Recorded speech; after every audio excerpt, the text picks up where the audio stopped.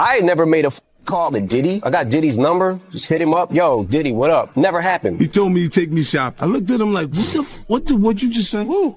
This is a tight one. And the winner is Eminem, the Eminem style. Wait, he didn't just spell the word rapper and leave out a P, did he? Yep. But why did Usher tell us to stay away from Diddy?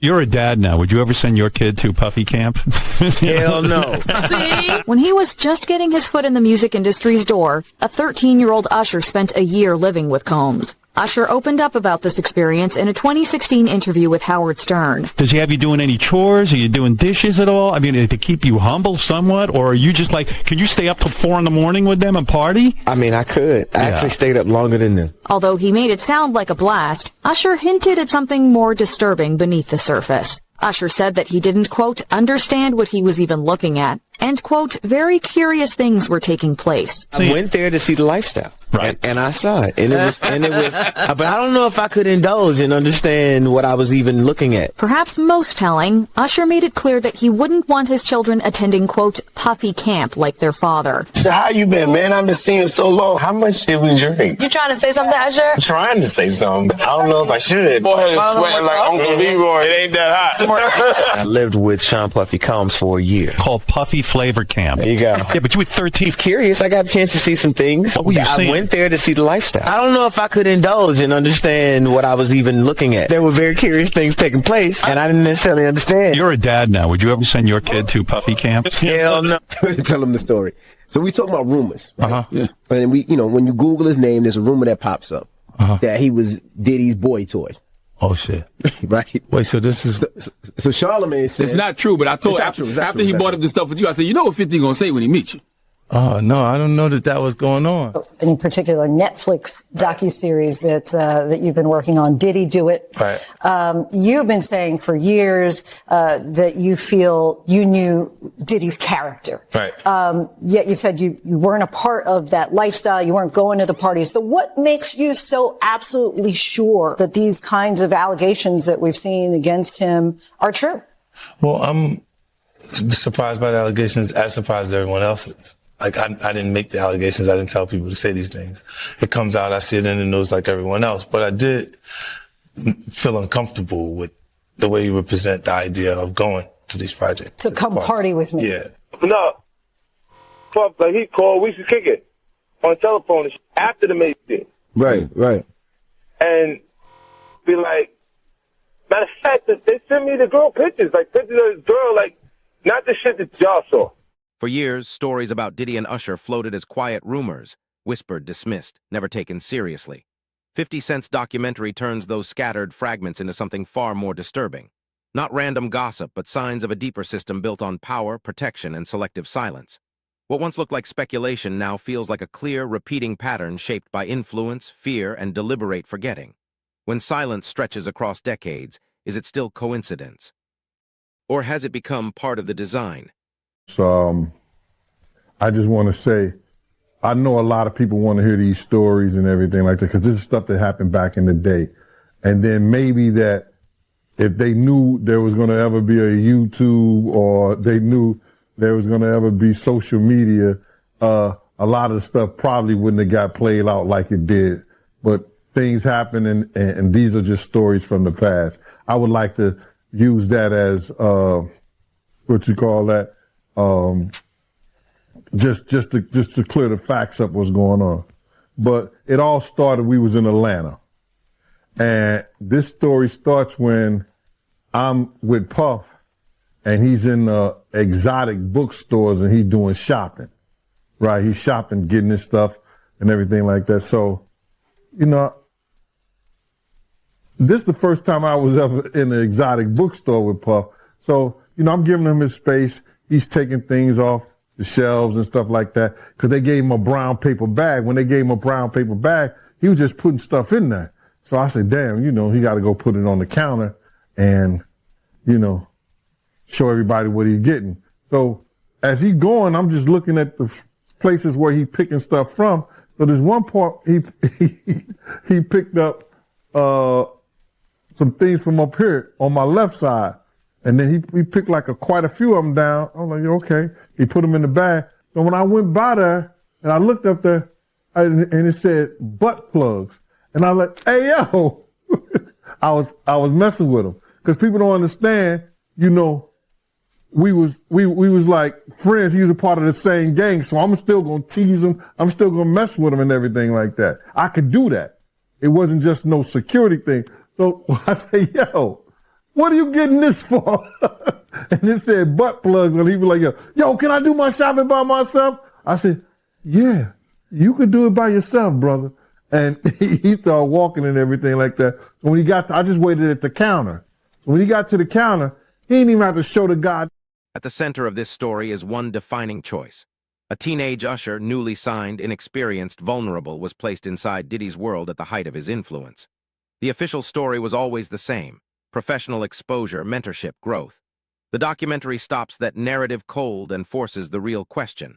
When a child is handed to an adult ecosystem in exchange for promised success, what invisible price gets paid, and who decides it was worth it? The guy stacked something like this. And Puff wasn't a dude that carried no 20s and no 50s or nothing like that.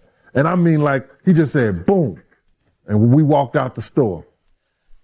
So we had to leave Atlanta and go to North Carolina for a show. You understand? And it was him, this rapper, Sarah, and this other girl. We all got on a G5 jet, and we flew to G4 jet, and we flew to North Carolina. So later on that, I think that afternoon, same day, this rapper and him, they all in the room together.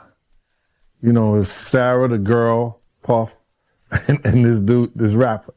So I'm hearing at the door and stuff like that, like, yeah. So then next thing you know, somebody rang the doorbell. We had the presidential suite where we was at. So I opened the door, and the dude said, yo, I'm here for my cousin. I said, who your cousin? And he said, Ja Rule. I said, well, he busy right now. He said, he busy doing what? I said, he with Puff. They're in the room. They busy. They don't want to be bothered. He said, well, I'm going in there. I said, bruh, you ain't going in there because he told me they don't want nobody to be bothering them. He was like, yo, I don't care, man. I'm going in there. That bull like that. I said, yo, bruh, Jesus Christ had to come down here and take the air out of my body before you get in that room right there. Watch. He tried to bum rush me. I grabbed his and threw him against the piano. When I threw him into the piano, Puff and Ja Rule runs out the room.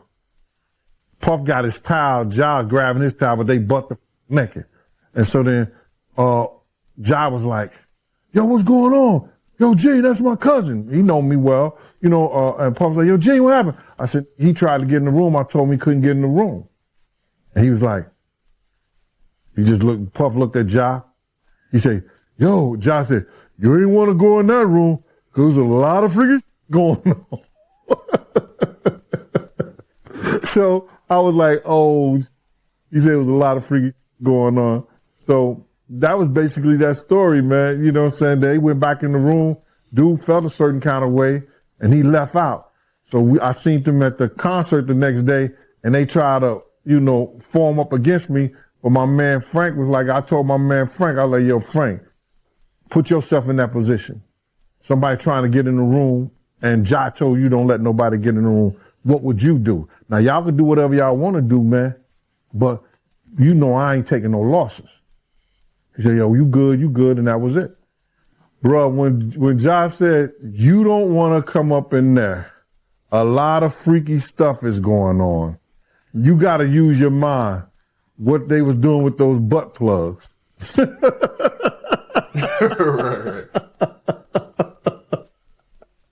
Yeah, that was crazy. Yeah, it was real wild. When Usher talks about that period, his words are measured, careful, incomplete. He hints at strange experiences and a world he wasn't ready for, but he never crosses the line into specifics. The documentary doesn't read his restraint as guilt, it reads it as weight. Silence here isn't empty, it's pressure. And when someone repeatedly chooses what not to say, what kind of history are they still carrying? New York City. and I lived with Sean Puffy Combs for a year. That's the crazy thing. Now, that was L.A. Reid's idea, right? We're sending you over to something called Puffy Flavor Camp. There you go. To learn Flavor Camp. Yeah, that's what it was called. And you're going to go to Puff Daddy's. He's going in the 90s. Do you understand what that's like? Puffy's place was like just filled with chicks and orgying like nonstop, right? No, not really. I mean, but hey, it was curious. I got a chance to see some things. Yeah, but you were 13. What were you seeing? I went there to see the lifestyle. Right. And I saw it. And it was but I don't know if I could indulge and understand what I was even looking at. It was pretty wild. So nobody tried to, some woman didn't come along. I didn't say that. Okay. I didn't say that. What I did say is that there were very curious things taking place. And I didn't necessarily understand it. Biggie Smalls was there. Biggie Smalls was there. Lil' Kim, Craig Mack. All these people are hanging around. Yeah, man. Faith Evans. Jodeci, Mary J. Blige. They didn't know nothing about this shit. Oh. I was having a good time. You know what I mean? Does he have you doing any chores? Are you doing dishes at all? I mean, to keep you humble somewhat? Or are you just like, can you stay up till 4 a.m. with them and party? I mean, I could. I actually stayed up longer than them. And what kind, do you have money? What's going on? I mean, I had like per diem. I had like, what like a living. life. Yeah, it's pretty crazy. 14 years old. You're a dad now. Would you ever send your kid to Puffy Camp? Hell no. See? For decades, the music industry has justified these arrangements with the same logic. Proximity to power is how stars are made. Gatekeepers called it a necessary rite of passage, a price for greatness. This documentary dismantles that excuse. It asks, when does mentorship without safeguards become simple exposure? When does vision without accountability become negligence? And when adults make irreversible decisions for minors, who really carries the consequences?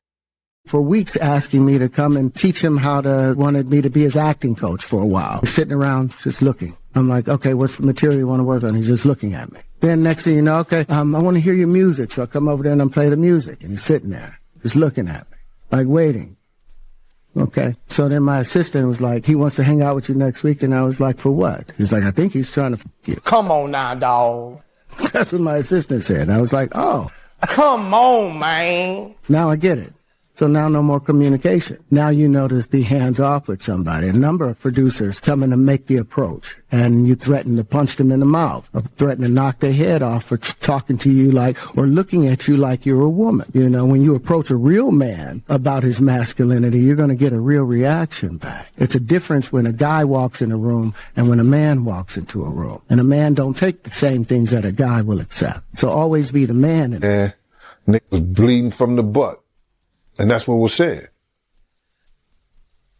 But I didn't even have a name for the kid at the time. Then you heard, and that's what happened. And that's just, that's something that you heard. You don't know if it's true. You just heard it.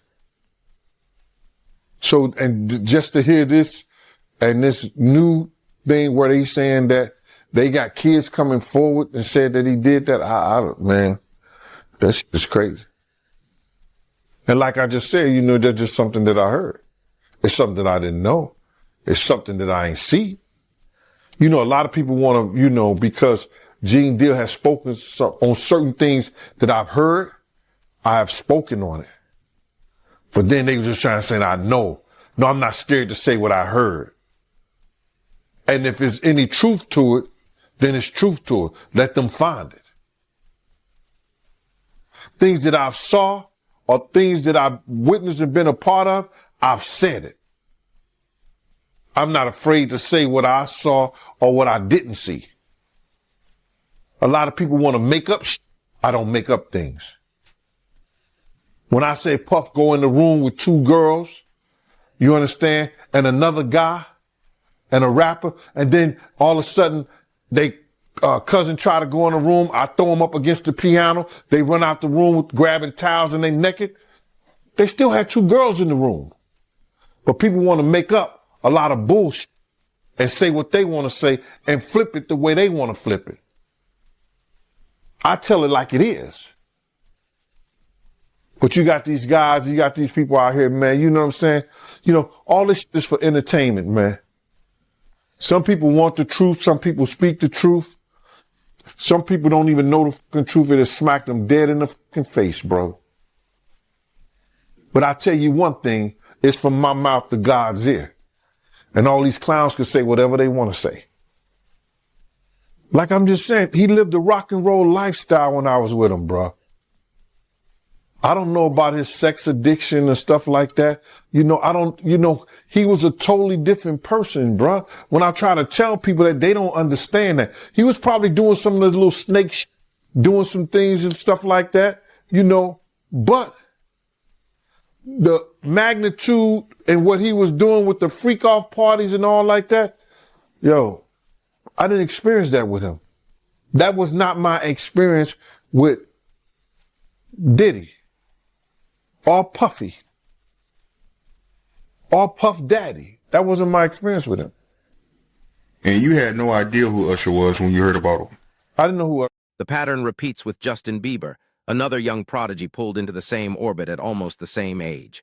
Discovery, rocket rise, intimate access to powerful figures, the trajectory looks eerily familiar. The film doesn't claim identical events. It simply shows repetition. When the same vulnerable choices keep happening with the same people and the same power dynamics, at what point does coincidence become structure? Yeah, so as soon as you turn 16, you know what I'm saying, I'm gonna let you rock this every time you come to LA. Yeah, this will be yours. So every time you come to LA, it's a little dusty, but go get the front shot of this. Man. Hear that out. Minute. Woo. Okay. Okay. All right, so I'm gonna be driving this next year. Yeah, when you get 16, you come down and you gotta, wear your seat. I mean, I'm 15. You could ride in the passenger seat. I got my permit. Not yet. No. All right, no. 16. Not ready. Slow down. Let's slow down, Josh. Okay. Let's slow down. Okay. One step at a time. But yeah, the keys is yours when you get 16. You good to go. I'm good to go. Yeah. All right. Then when you get 18, you get the house. You get the mansion. Okay. I get the mansion. Yeah. So where are we off to now? Where would you like to go? I mean, wherever you want to go. Where are we going? So check this out, yo. Justin, you ever seen the movie 48 Hours? Right now, he's having 48 hours with Diddy, him and his boy. They're having the times of their lives, like where we hanging out and what we doing. We can't really disclose, but it's definitely a 15-year-old's dream. One old clip stands out now. A teenager is casually described as spending 48 hours with an older industry giant. The details stay vague, the tone stays light, just fun, boys being boys. The documentary doesn't focus on proving what happened. It lingers on the framing. Vagueness, humor, and secrecy are often the perfect cover, especially in spaces where questioning power comes with consequences. The real question isn't only what occurred. It's why ambiguity was ever considered acceptable. Speaking out in the new Netflix Diddy documentary. We have heard Aubrey O'Day speak about Diddy for years, but never in great detail. But in this documentary, things are starting to change because she even exposed an email that she got from Diddy back in the day while working on Danity Kane. In this documentary, Aubrey O'Day starts reading old emails that she has from Diddy in March of 2008, which, mind you, is just months before she ended up being fired from Danity Kane in October of 2008. She is reading these very graphic emails, and it's showing in this documentary of Diddy trying to throw advances towards her. And Aubrey O'Day said also Diddy was sending intimate photos of his privates to her also with these emails. Aubrey O'Day starts reading this one specific email from Diddy where she claims that Diddy said, "I don't want to just F you. I want to turn you out. I can see you being with somebody that you tell them what to do. I make my woman do what I tell her to do, and she loves it. I just like to do things different. I'm going to finish watching this adult film and pleasuring myself. I'll think of you. If you change your mind, hit me." Aubrey O'Day does say that she believes that Diddy fired her from Danity Kane because she was refusing his... The documentary adds another layer. Abuse in shared spaces isn't just about the people who allegedly did it. It's also about the people who allegedly saw it and stayed quiet. Silence in elite circles isn't accidental. It's a social contract. Anybody else that was a boss talked to their worker like this, they would automatically get in trouble for doing something like this. But she believes that Diddy didn't get in trouble because of who he was. Aubrey O'Day even went to talk about the environment that it was like working for Diddy, and she said it was very violent and hectic at times. And towards the end of this documentary, Aubrey O'Day starts getting very emotional, saying that she was contacted by a lawyer by somebody who was filing a lawsuit against Diddy. Now, whoever this person was that filed this lawsuit against Diddy wrote an affidavit and was claiming that they saw something back in 2005 of Aubrey O'Day being SA'd by Diddy and another person. The person that wrote this affidavit said that at the time, Aubrey O'Day looked inebriated, like she wasn't even fully there, but claiming that she was 100% certain that it was Aubrey O'Day that she saw. Aubrey O'Day even said she got in contact with this person that was claiming to see these events happening,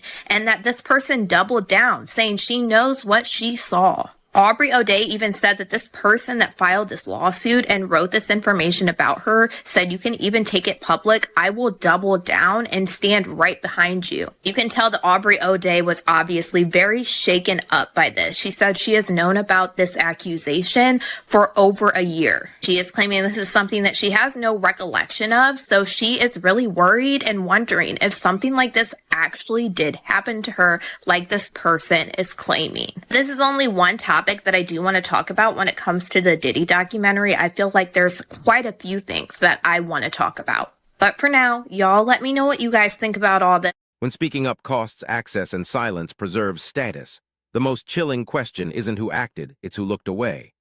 When power can silence an entire room, does staying quiet become its own form of participation? It's very weird. The voice memos alone. I miss your legs.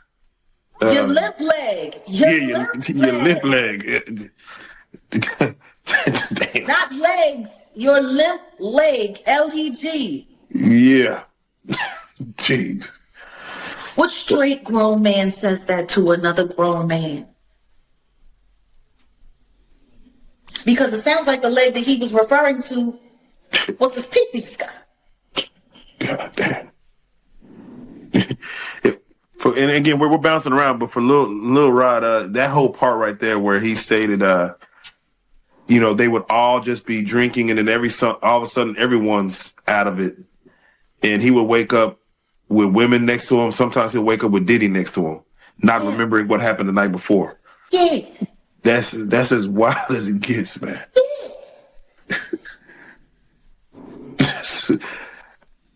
There's so much left unsaid. Just wake up with Diddy next to him. Wake up sore.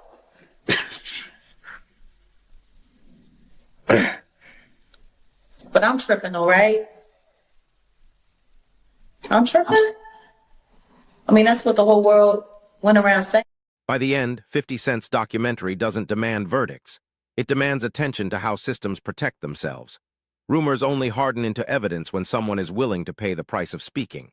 Until then, power survives on delay, doubt, and distance. If these stories stayed buried for decades, the real question isn't only what happened, it's what conditions let them stay untouchable for so long. Okay. When you see the Eric Sermon discussion about Misa, and it seems like Diddy just out there to take everyone's girl. It seems like if you got her, I want her. For the situation where they say he was trying to shape Misa into his mother, can you see that? Like, yeah, with the blonde hair and and all of that. I mean, somebody really asked a question: what kind of man puts his hands on his mother? The same kind of man that parties with his mom, the same kind of man who kisses his mom in the mouth, the same kind of man who seems to have accurate knowledge that his elderly mother can put both of her hands, her palms, on the floor while she's standing up, bent over. Oh damn! I ain't seen that one. You never seen the Instagram video where he was talking about how his mom was still young and spry and how she still liked the party and how they was getting a IV drip? Oh. And she was kissing him in the mouth on the video. And it was like, yeah, my mom can bend over and touch the floor with her palms. It's a very, very, very weird relation. Multiple voices in the film describe an industry where truth-telling carries career-ending risk. Relationships are everything. Discretion is the unspoken rule. The control doesn't need overt threats. It runs on quiet understanding. When breaking silence can cost you everything, who can actually afford to tell the truth? I think I told you about that. One time, him and Sarah and this young girl flew from Atlanta. And and flying from Atlanta, we had this artist with us, right? And we were staying in the presidential suite at the hotel. And this particular artist and Puff, they told me, don't let nobody come in the room. So I said, all right, cool. So I propped my chair by the room door while they went in. So this artist's cousin knocked on the door. So I went to him and I let him in because I knew him. I see his face and everything. I've seen his face several times before. He said, yo, I got to speak to my cousin. And I said to him, well, they busy right now, man. And they told me don't let nobody come in the room. He said, yo, I'm going in the room to get my cousin out. And I said, bruh, you ain't going in the room to get your cousin out. They told me nobody could go in the room. So he said, I don't care who you are, what you doing like that. I'm going to get my cousin. He went to go and try to open the room. I grabbed his ass, joked him up, and slammed him on the piano. And then next thing you know, Puff and this artist run out the room naked. And so then I see the artist trying to grab a towel. Puff didn't give a shit. And the artist like, yo, what's wrong? What's going on? What's going on? He's like, yo, G, that's my cousin. And I was like, yo, my man, he was trying to get in the room and y'all told me don't let nobody come in this room. Jesus Christ gonna have to come take the Puff. No, Jesus gonna have to take the air out my body if anybody coming in that room. And Puff just looked at the artist and the artist said, you ain't want to come up in there. It was a lot of freaky shit going on. That was it. And I ain't telling you the artist's name. Oh, man. So you ain't gonna tell the artist name, yo? You ain't want to come up in there because it was a lot of freaky shit going on. Was it a rapper or a singer? It was a rapper. A rapper that probably do a little singing too. And that's all I'm going to say. In its final moments, the documentary zooms out to the biggest question. These stories didn't stay hidden because no one knew. They stayed hidden because the system was engineered to swallow them. Power delayed scrutiny. Success muffled doubt. Silence filled every gap. If the truth took decades to break through, the question is no longer just what happened. It's whether the system that enabled it has actually changed at all.